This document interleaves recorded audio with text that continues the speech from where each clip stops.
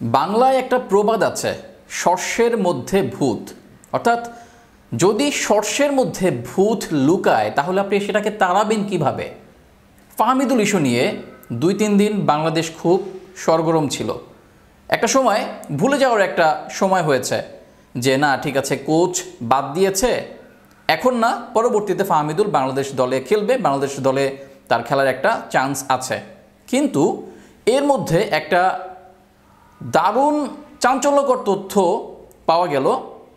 যুগান্তর তারা একটা নিউজ করেছে, সেটা শিরোনামটা এটা, ফাহমিদুলের বিদায়ের নেপথ্যে তারা একটা ইনভেস্টিগেটিভ নিউজ করেছে এবং সেটা দেখে কিংবা সেটা পড়ার পরে আপনার চক্ষু চড়কগাছ হয়ে যেতে পারে। আমি এই নিউজটার মাঝখান দিয়ে একটা কোট পড়তেছি, সেটা হচ্ছে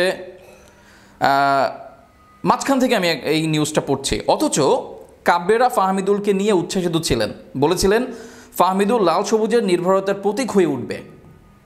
কি ঘটেছিল কোচ ও ফাহমিদুলের মধ্যে, কেন এত প্রশংসা, আবার কেনই বা ছুঁড়ে ফেলা হলো? যুগান্তর এ নিয়ে অনুসন্ধান চালিয়েছে। সৌদি আরব থেকে ফিরে আসা দলের প্রত্যেকের মুখে কুলুপ আটা, কেউ মুখ খুলতে চাননি, পাছে কোচের বিরাগ ভাজন হতে হয়। বুঝেন ব্যাপারটা। একজন রাজি হলেন মুখ খুলতে, তবে শর্ত দিলেন তার নাম প্রকাশ করা যাবে না। দারুণ বিষয়। শর্ত মানার প্রতিশ্রুতি দিতে বের হয়ে এলো ভয়ঙ্কর তথ্য। বুঝেন ব্যাপারটা। সূত্র কি জানাইছে সেটা একটু পড়ে শোনাই।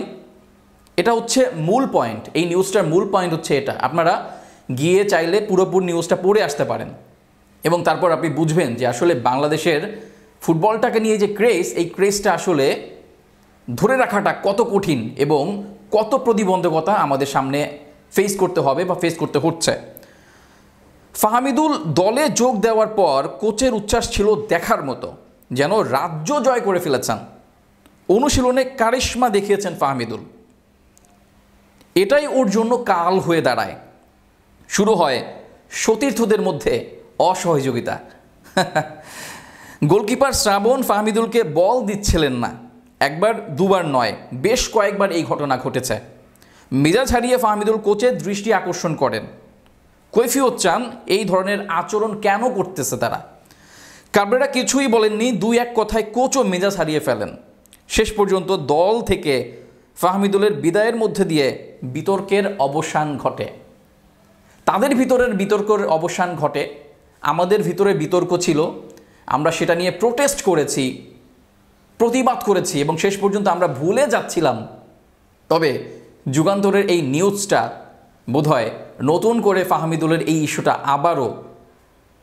আবারও এটা নিয়ে আলোচনা আসলে করা উচিত। কারণ এই যে বিষয়টা হয়েছে প্র্যাকটিসের ভিতরে কিংবা অনুশীলনের ভিতরে, এবং কোচ যিনি ফাহমিদুলকে প্রশংসায় ভাসাচ্ছিলেন সেই কোচই তাকে বলেছিলেন তিনি আসলে এখন মেন্টালি ফিট না কিংবা জাতীয় দলে বড়দের সাথে খেলার যোগ্যতা তিনি রাখেন না।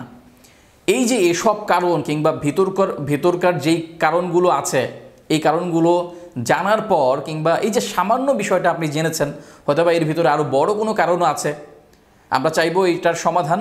এবং এই যে একটা সতীর্থদের মধ্যে একটা অসহযোগিতা কিংবা কেউ ভালো করলে তাকে হিংসা করা, এই বিষয়গুলো থেকে আসলে বেরিয়ে আসতে হবে। আদারওয়াইজ বাংলাদেশ ফুটবল কখনো আগাবে না, কোনো স্পোর্টসই মূলত আগাবে না।